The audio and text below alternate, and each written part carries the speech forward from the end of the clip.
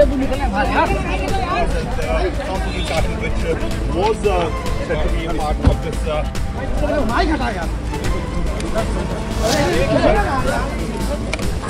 भाई साइड हट जाओ यार।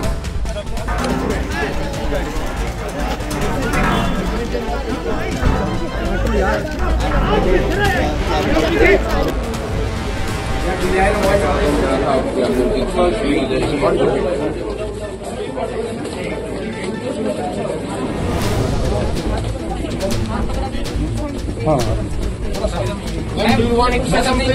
Do you want to say something?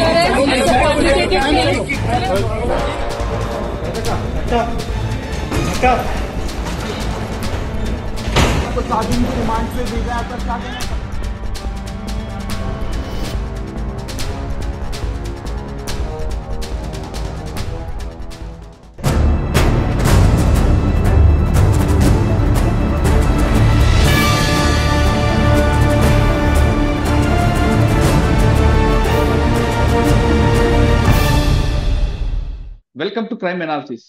Delhi liquor కేసులో అరెస్ట్ అయిన కవితను రెండో రోజు ఈడీ అధికారులు ప్రశ్నించారు. దాదాపు ఉదయం నుంచి ప్రశ్నించిన తర్వాత సాయంత్రం 6 గంటలకు విచారణ పూర్తయింది. 6 నుంచి 7 గంటల మధ్యన కేటీఆర్, హరీష్ రావు తర్వాత భర్త అనిల్ కూడా వెళ్లే అవకాశం ఉంది. కానీ ఈ రోజు ఈడీ ముందు హాజరవ్వాలంటూ భర్త అనిల్ అందుకున్న నోటీసులు ఈడీ ముందు అయినట్లుగా కనిపించట్లేదు. దీని పరిణామాలు ఏ విధంగా ఉండిపోతాయి, ఒకవేళ హాజరైతే ఏ విధంగా ఉంటుంది, హాజరు కాకపోతే ఈడీ ఎలాంటి చర్యలు తీసుకోబోతుంది అనే అంశాలతో పాటు కొత్తగా కొంతమంది ఒక సర్కిల్ చేస్తున్నారు. కవిత అరెస్టు అక్రమం అని, ఏ ప్లేసుల్లో చేయాలి, ఏ టైంలో చేయాలి, ఏ టైంలో చేయకూడదు, ఇవన్నీ కూడా ఈడీ నిబంధనలకు విరుద్ధంగా వెళ్ళిందంటూ ఒక సర్కిల్ చేశారు. ఇందులో ఉన్న వాస్తవాలు ఎంత, నిజంగా ఈడీ దారి తప్పిందా లేదు ఒత్తిడి లొంగి ఈ విధంగా అరెస్ట్ చేసిందా విషయాల్ని హైకోర్టు అడ్వకేట్ రాజీవ్ రెడ్డి గారు ప్రస్తుతం స్కాట్లాండ్ నుంచి మనతో లైవ్ లో ఉన్నారు. ఆయన అడిగి పూర్తి వివరాలు తెలుసుకుందాం. సార్ నమస్తే అండి. నమస్తే సార్, ఈ రోజు రెండో రోజు విచారణ అయింది.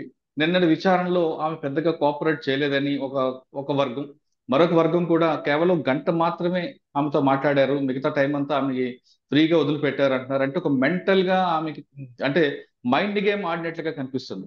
దీనివల్ల ఈడీ అధికారులు సాధించింది ఏంటి, వాళ్ళకి వచ్చే లాభం ఏంటండి?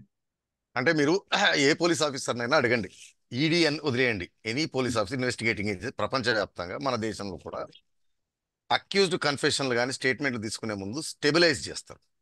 ఓహో. అంటే ఫర్ ఎగ్జాంపుల్ ఒక ముద్దాయికి ఇంకా డైజెస్ట్ కాదు పర్యవసనాలు, ఏం జరిగింది ఏం జరగలేదు అనేది.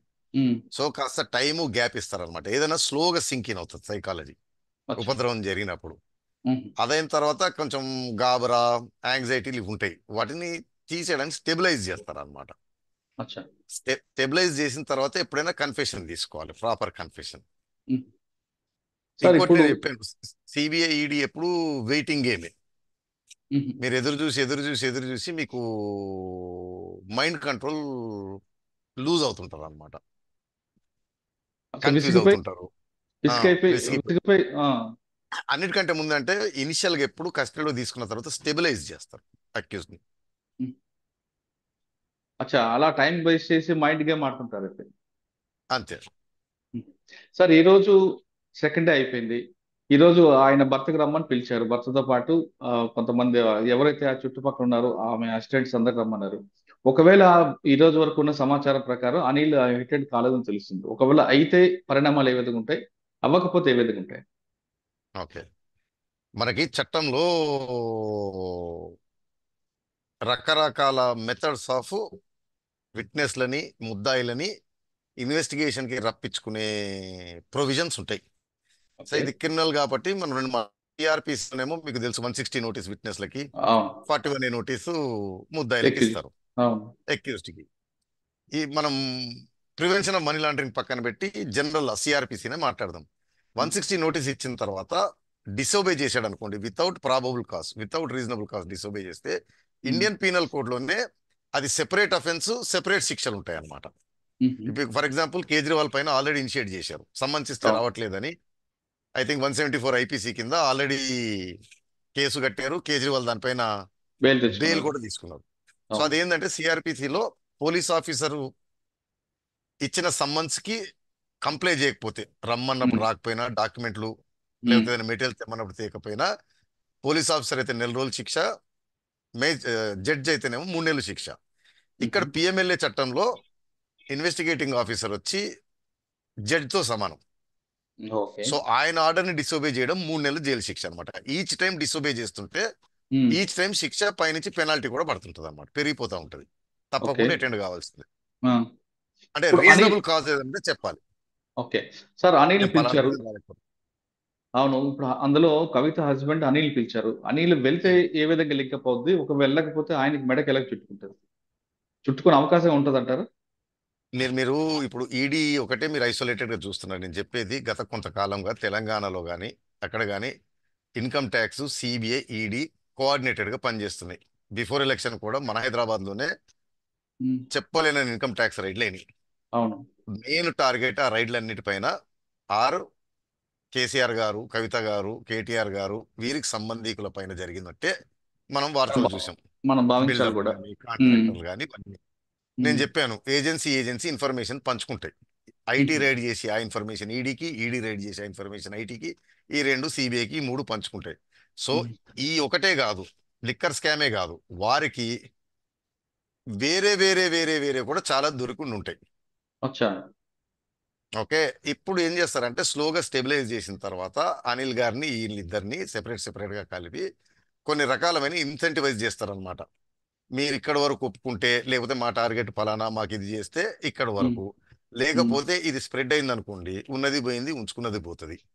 ఇప్పుడు for example Sarath Chandra Reddy or Magunta Raghava Reddy, వారు పెద్ద పెద్ద విఐపీలే, పెద్ద పెద్ద బిజినెస్ ఎంపైర్ ఉన్నాయి. వారు స్టార్టింగ్ కోఆపరేట్ చేయలేదు. ఎందుకు? ఇక్కడ వీరి గవర్నమెంట్ ఉంది, ఏదైనా అప్రూవల్ ఇక్కడ ఇబ్బంది అవుతుందని. బట్ స్లోగా రియలైజేషన్ వచ్చింది ఏంటిదంటే వారికి కొంతమందికి ఇక్కడ కంటే అక్కడ డ్యామేజ్. ఎందుకంటే మనం ఏ హెరాపేరీ చేసినా, ఏది చేసినా డబ్బులు, ఆస్తులు, దాంతో రాజకీయం అని. సో మూలాలను కొట్టే పవర్ ఉంటుంది, విచ్ పోలీస్కి లేని పవరు, ఆర్థిక మూలాలు కొట్టే పవర్. అది పెట్టి స్టెబిలైజ్ చేస్తారనమాట. చేసి ఇది చేస్తే ఇది సపోజ్ అరవింద్ కేజ్రీవాల్ టార్గెట్ అనుకోండి, మీకు ఎందుకు ఈ తంటాలు, ఇక్కడ వరకు మేము కన్ఫైన్ అవుతాం, ఈ మిగిలినవి అంత మేము వెంబడించము, దీని వరకు చేయండి, దీని వరకు ఒప్పుకోండి అని. తర్వాత నేను చెప్పాను భార్యాభర్తల్ని కూడా సెపరేట్, ఒకళ్ళు బయట ఉంటారు, ఒకళ్ళు లోపల ఉంటారు. ఒకళ్ళు బయట ఉండి సంసారం, వ్యాపారాలు, రాజకీయ విధానం నడిపించుకోవచ్చు. ఇద్దరు లోపల ఉంటే ఇబ్బంది పడతారు, ఆ టాక్టిక్స్ వాడతారు. అంటే ఎమోషనల్ తీసుకొస్తారు. అన్ని రకాలు వారికి కావాల్సింది వారు అచీవ్ చేసుకోవడం. ఓకే సార్, ఇప్పుడు ఆ విషయం కాస్త పక్కన పెడితే కవిత అరెస్ట్ వరకు వెళ్దామండి. కవిత అరెస్ట్ అనేది చాలా ఇల్లీగల్ అంటూ బీఆర్ఎస్ పార్టీ వాళ్ళు కానీ లేదా కొంతమంది ఒక సర్క్యులేట్ చేస్తున్నారు. ఉంటుంది మీకు ఒక 4-5 పాయింట్లు చదువుతా. ఎమ్మెల్సీ కవిత గారి ఇంట్లో సూర్యాస్తం తర్వాత సాయంత్రం 6:45 సోదాలు పూర్తయ్యాయని ఈడీ ట్రయల్ కోర్టు ముందు అంగీకరించింది. ఇది సిఆర్పిసి ప్రకారం చట్ట విరుద్ధం. దీన్ని మీరు సమాధానం ఏంటండి? నెంబర్ 1, అందరికీ ఒక అపోహ, ఏది సిఆర్పిసిని తీసుకొచ్చి దీంట్లో కలుపుతుంటారు ఈడీ చట్టంలోకి. పిఎంఎల్ఏ యాక్ట్ సెపరేట్ ఎనాక్ట్మెంట్, ప్రొసీజర్లు దాంట్లో ఏ ఉంటే ఆ ప్రొసీజర్లు ఫాలో అవుతారు, సిఆర్పిసి అప్లై కాదు. అయితే దీంట్లో ఏదైనా ప్రొసీజర్లు లేవు అనుకోండి, చెప్పలేదనుకోండి, ఓపెన్గా పెట్టారనుకోండి, సైలెంట్గా ఉందనుకోండి, ఆ పార్ట్ మాత్రమే సిఆర్పిసి వచ్చి ఇందులో జాయిన్ అవుతుంది. But as far as search, seizure, అరెస్ట్లకు వచ్చేసే వరకు పిఎంఎల్ యాక్ట్లోనే ప్రొసీజర్స్ ఉన్నాయి, వారు అదే ఫాలో అవుతారు, సిఆర్పిసి ఫాలో అవ్వాల్సిన అవసరం లేదు. నెంబర్ 1. నెంబర్ 2, సిఆర్పిసి ప్రకారం కూడా వీరు చెప్పేది తప్పు. ఎందుకంటే మనకు ఒక అపోహ, సూర్యాస్తమము, సూర్యోదయం అనేది ఉంటది అని. అరెస్ట్లకి, ముద్దాయిలకి అవి వర్తించవు, కేవలం విట్నెస్లకి సిఆర్పిసిలోనే. ఎందుకంటే సపోజు ఒక ఆవిడ అర్ధరాత్రి హత్య చేసి పరిగెడుతుంది, పోలీసు నేను అరెస్ట్ చేయలేనని ఆగితే ఆవిడ పొద్దున దొరకదు, లేదా నేరం చేస్తుంది. అంటే చట్టం వదిలేయండి, కామన్ సెన్స్.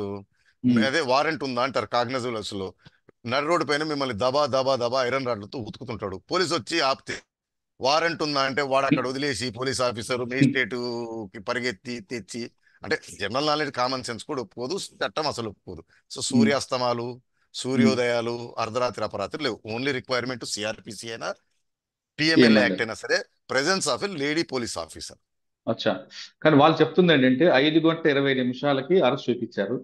కానీ ఉమ్, సోదాల ప్రక్రియ 6 గంటల 45 నిమిషాల వరకు జరిగింది. అది కూడా ఉమ్. సోదాలు కూడా కరెక్ట్ గా చేయలేకపోయారు, అందులో విఫలమయ్యారంటూ వాళ్ళు అంటున్నారు. రెండు సోదాలు అరెస్టులు రెండు వేరే. ఓకే. ఎనీ ప్రెమిసెస్ ఎక్కడైనా సరే పోలీస్ ఆఫీసర్ ఎప్పుడైనా వెళ్ళి ఉమ్, సోదాలు చేసుకుంటుంటారు. ఉమ్, సోదాల క్రమంలో ముద్దాయి దొరికితే అరెస్ట్ చేస్తారు. వీటికి లింక్ లేదు, సోదాలకి దీనికి సంబంధమే రైట్. లేదు. ఓకే. కోడిగుడ్డు మీద ఈకలు పీకటము.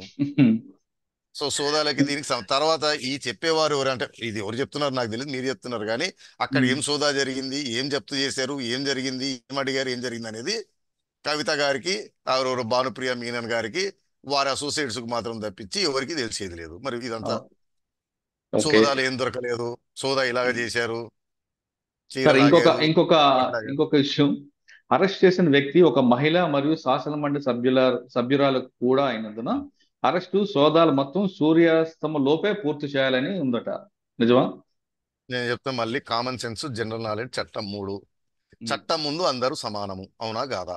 అవును. ఎమ్మెల్యే, ఎమ్మెల్సీ, ఎంపీ, మంత్రి వగైరాలు లేవు. కానీ మహిళకని సపరేట్గా ఉంటది కదా. నేను అనేదండి, మహిళకి సెపరేట్ అంటే అరెస్ట్ చేయకూడదు అని కాదు. Presence of a police officer, మహిళ అక్కడ ఉన్నారు. Modest issue. మహిళని చెక్ చేయాలనుకోండి, పురుషులు చెక్ చేయకూడదు, మహిళ మాత్రమే చెక్ చేయాలి, అంతే అవును. Requirement. There is um, no other requirement. Um, రెండోది, ఆవిడ శాసన మండలి సభ్యురాలు కాబట్టి అని మొదలు పెడుతున్నారు. ఇది చంద్రబాబు నాయుడు గారికి చెప్పాను, ఇంతకుముందు చెప్పాను, మళ్ళీ మళ్ళీ చెప్తున్నాను. గాలి జనార్దన్ రెడ్డి గారిని బళ్ళారికి వెళ్ళి సిబిఐ వాళ్ళు ఉన్న పలంగా ఈడ్చుకొని వచ్చినప్పుడు కూడా ఉమ్, ఆయన కూడా అదే అపోహలు ఉన్నాడు. స్పీకర్ పర్మిషన్ నేను అరెస్ట్ చేయలేరు, నేను మంత్రిని, నేను ఎమ్మెల్యేని, ఏమీ లేదు. లాక్కొని వచ్చి చెంచల్గూడలో రిమాండ్ దొబ్బారు. దొబ్బిన తర్వాత కూడా ఇది వచ్చింది. చట్ట ఉమ్, ప్రకారము ఎమ్మెల్యేలు, ఎంపీలు ఎవ్వరూ అతీతులు కాదు ఉమ్, క్రిమినల్ అఫెన్స్లలో. ఉమ్, ఓన్లీ రిక్వైర్మెంట్ అంటే మ్యాండేటరీ చట్టం కాదు, ఫార్మాలిటీ, కర్టసీ ఏంటంటే అరెస్ట్ చేసిన తర్వాత ఓకే. స్పీకర్ కి ఇన్ఫార్మ్ చేయాలి. ఎందుకంటే అతను అటెండ్ అవుతున్నాడా లేదా, డుమ్మా కొట్టాడా, అతను స్కూల్ టీచర్ లాగా. అవును. అంతకు మించి అది చేయకపోయినా అంటే నేను ఫార్మాలిటీ, మీ ఇంటికి వచ్చే ముందు నేను చెప్పాలి, అయ్యా 5:30కు వస్తున్నాను మురళి గారు అని. ఉమ్, చెప్పకుండా వచ్చాను అనుకోండి, మీరు కాసేపు రుసరుసలాడతారు. అవును. ఫర్ ఎగ్జాంపుల్, బెంగాల్లో ఈ మధ్యన సిబిఐ వారు ఒక ఎమ్మెల్యేని పట్టుకొని పోయారు. ఉమ్, స్పీకర్ ముందు చెప్పలేదు, తర్వాత చెప్పలేదు. దానిపైన స్పీకర్ గారు రుసరుసలు ఆడారు, నాకు చెప్పలేదు అని. ఐ థింక్ వెంకయ్య నాయుడు గారు రాజ్యసభ చైర్మన్ ఉన్నప్పుడు కూడా ఈ పాయింట్ వచ్చింది. ఉమ్, ఏమనంటే, మల్లికార్జున ఖార్గేని, రాహుల్ గాంధీని, వీరిని ఎవరినో ఈడీ వారు, సిబిఐ వారు సమ్మన్ చేశారు, పట్టుకొని పోయారని చెప్పి కాంగ్రెస్ సంబంధించిన సభ్యులు గొడవ చేసి స్తంభింపజేశారు. స్పీకర్కి ఇన్ఫార్మ్ చేయందంటే వెంకయ్య నాయుడు గారు క్లారిటీ చట్టం చదువుతూ చెప్పారు. రాజ్యాంగం ప్రకారము సెక్షన్ 135A సిఆర్ ప్రకారము ఎటువంటి ఇన్ఫర్మేషన్లు, పర్మిషన్లు అవసరం లేదు. ఓకే.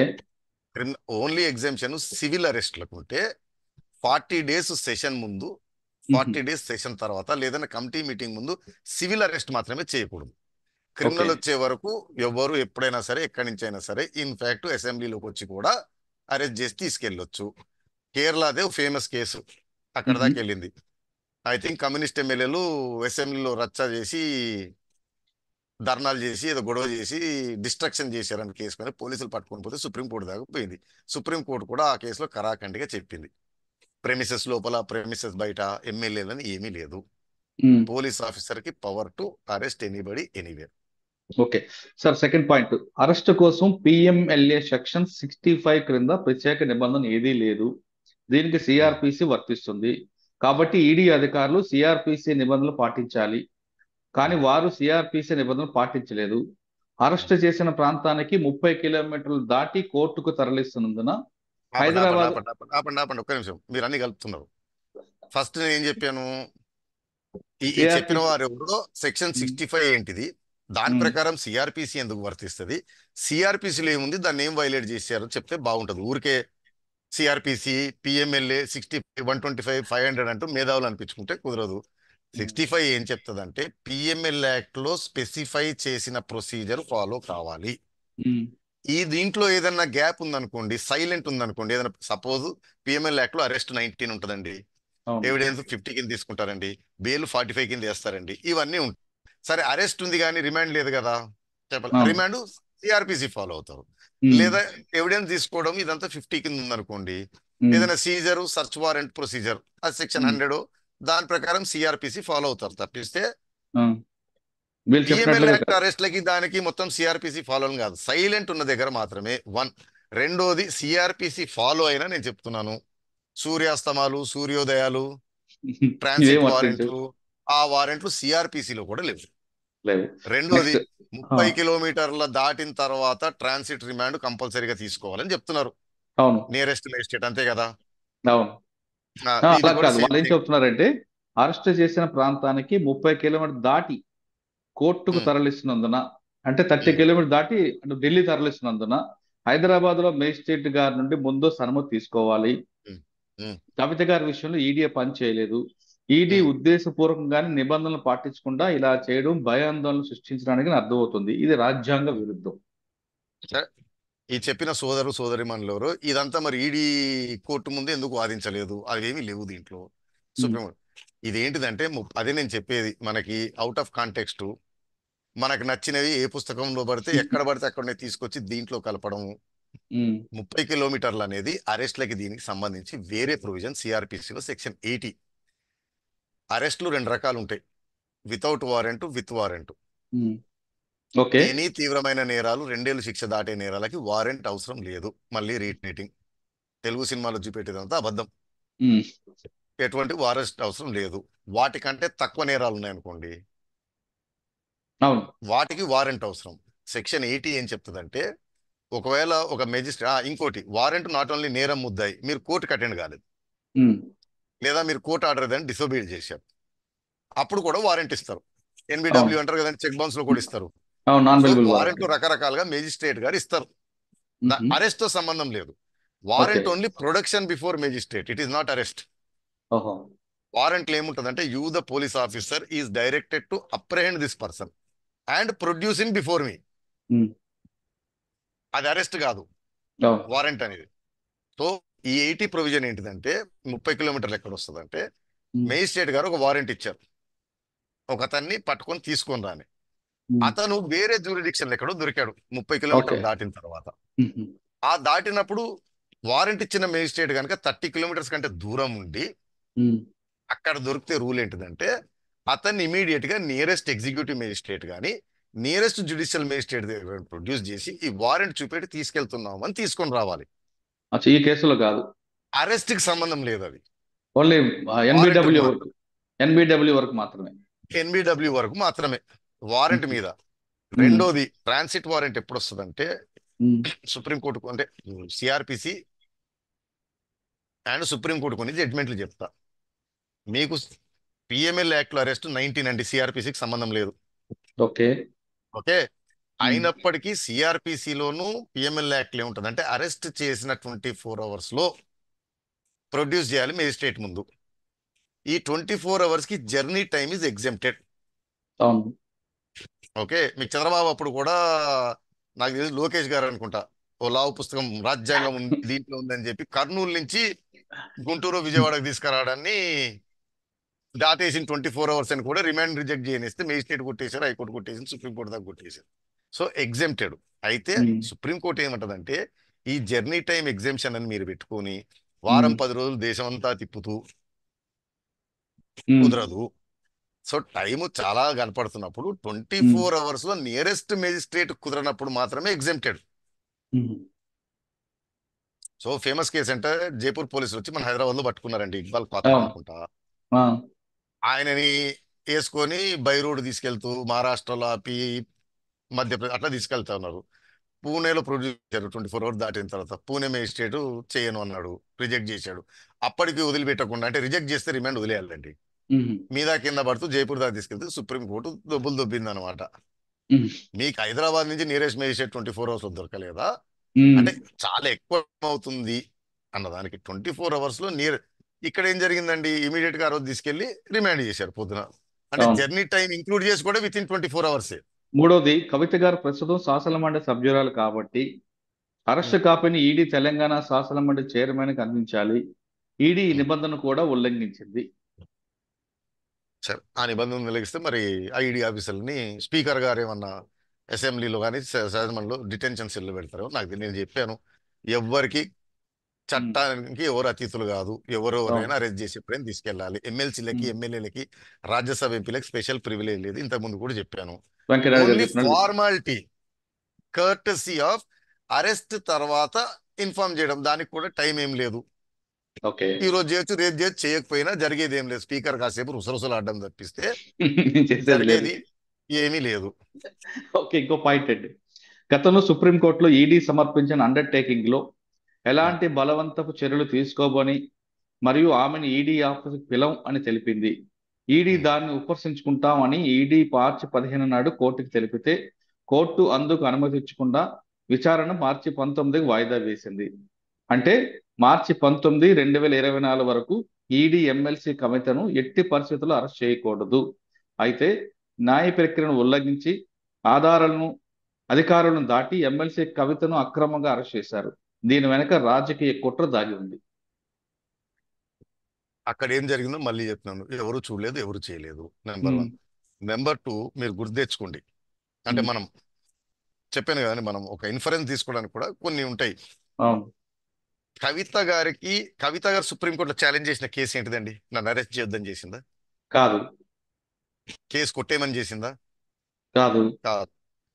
ఆవిడ ఏమేసిందంటే సమ్మన్స్ ఇచ్చారు ఢిల్లీకి. అవును.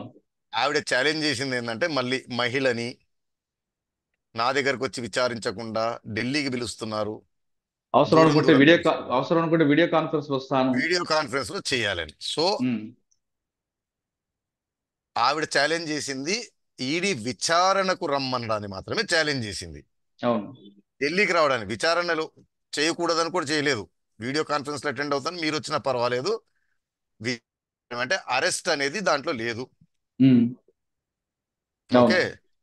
సో అరెస్ట్కి సంబంధం లేదు, విచారణకి ఢిల్లీ పిలవకూడదని మాత్రమే ఆవిడ ఛాలెంజ్ చేశారు. ఉమ్. సో బహుశా ఏమై ఉంటుందంటే, ఈ 10 రోజులు మేము ఢిల్లీకి అంటే అప్పుడు నెక్స్ట్ డేను ఇమీడియట్గా ఉండాలి.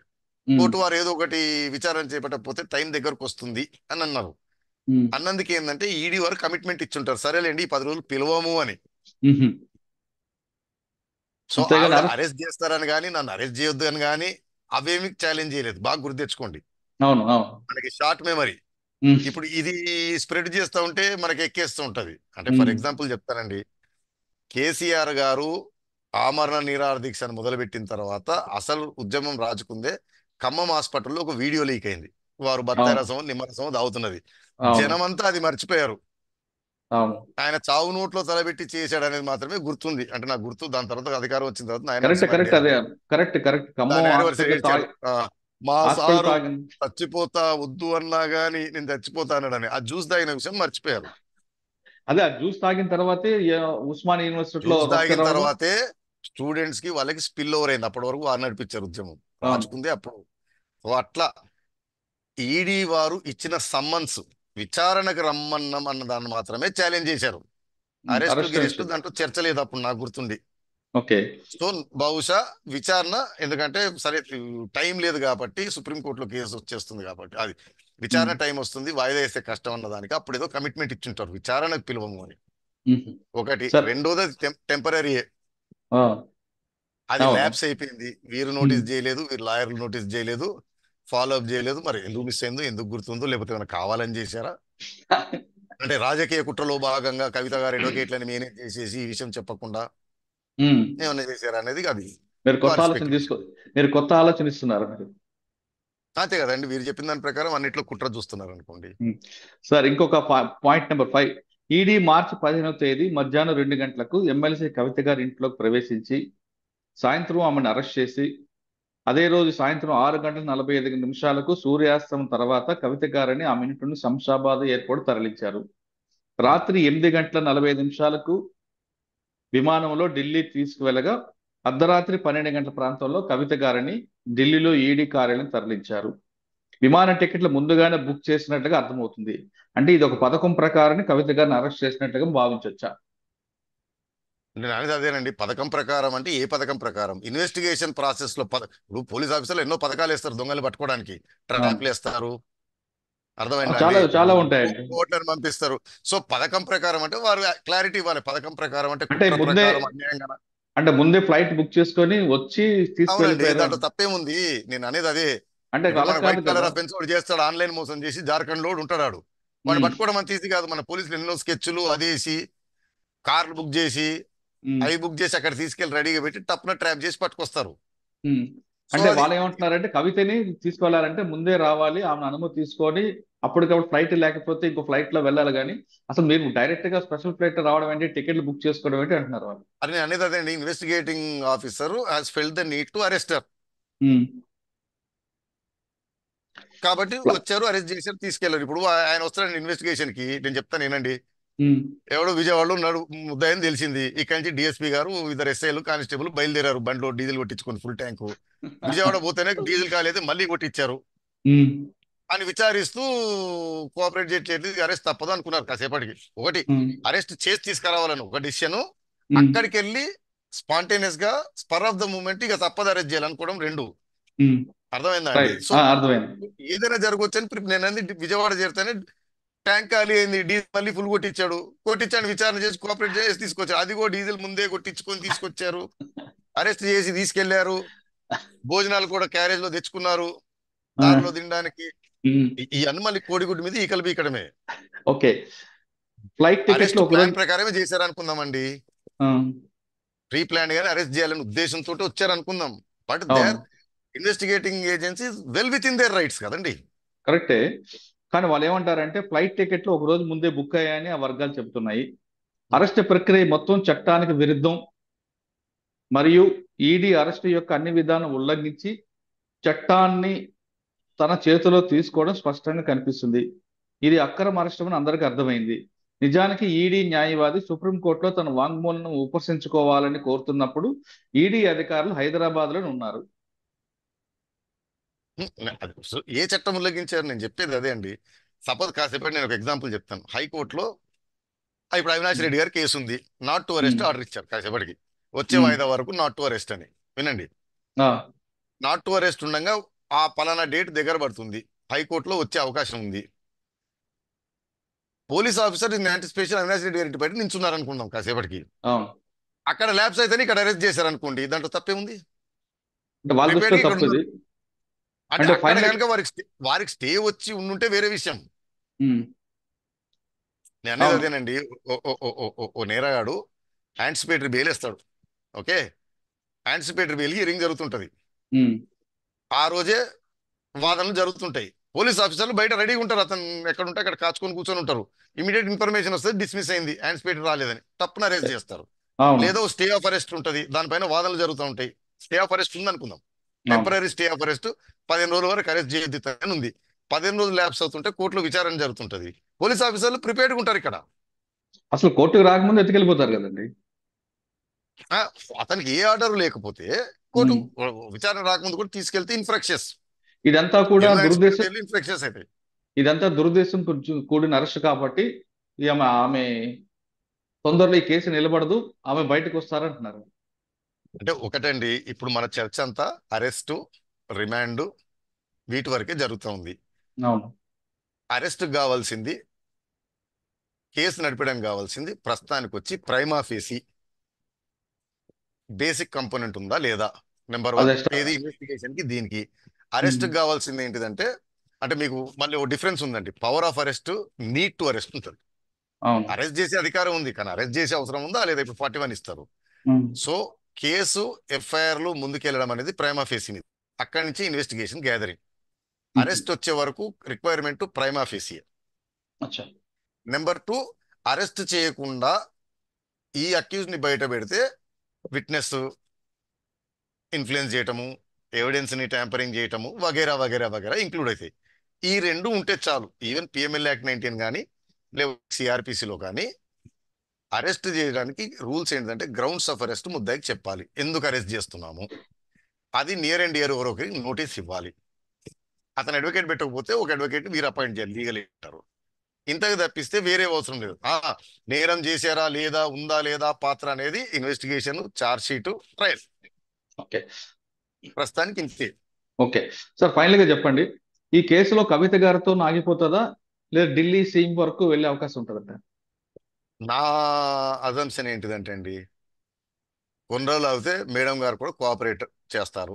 ఉహు. అరవింద్ కేజ్రీవాల్ గుమ్మం దగ్గర అవుతుంది. అంతేనా? ఇప్పుడు ఇంత ప్రైమా ఫేసి అన్నాను, 10 మంది ఉమ్, అప్రూవర్లు ఈడ పేరు చెప్పారు.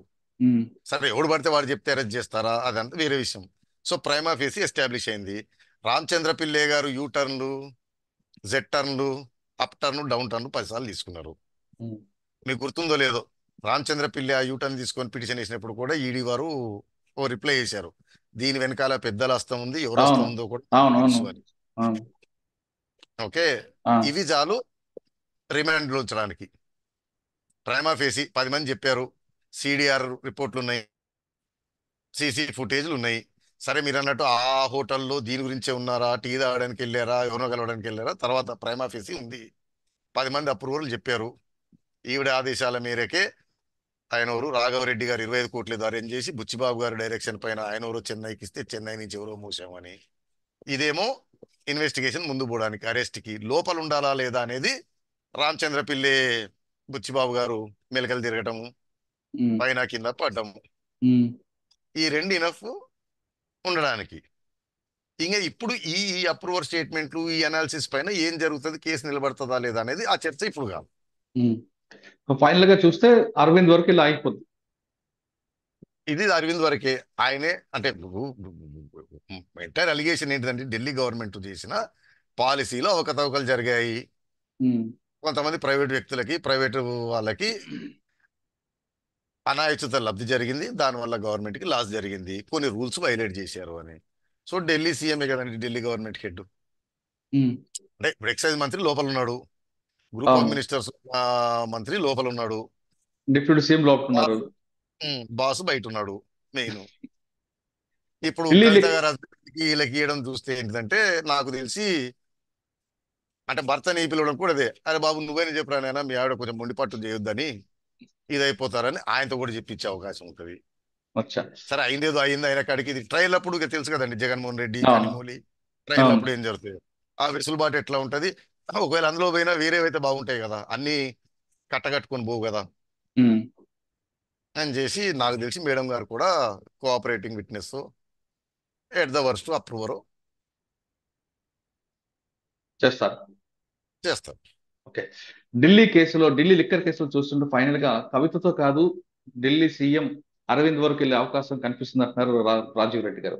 ఆ విషయంలో కవిత పట్టుదల పోకుండా ఉండడానికి భర్తను కూడా నోటీస్ ఇచ్చి పిలిపించి ఆయన ద్వారా ఆమె కన్విన్స్ చేసే అవకాశం కనిపిస్తుంది తెలుస్తుంది. మొత్తం మీద ఢిల్లీ లిక్కర్ కేసులో ఫైనల్ గా అరవింద్ కేజ్రీవాల్ అరెస్ట్ తోనే ముగిసే అవకాశం తెలుస్తుంది అంటున్నారు రాజీవ్ రెడ్డి గారు. ఢిల్లీ లిక్కర్ కేసులో రాజీవ్ రెడ్డి గారితో ఇది విశ్లేషణ. మరో విషయంలో మళ్ళీ కలుద్దాం. అంతవరకు నమస్తే. Thank you sir. Thank you very much.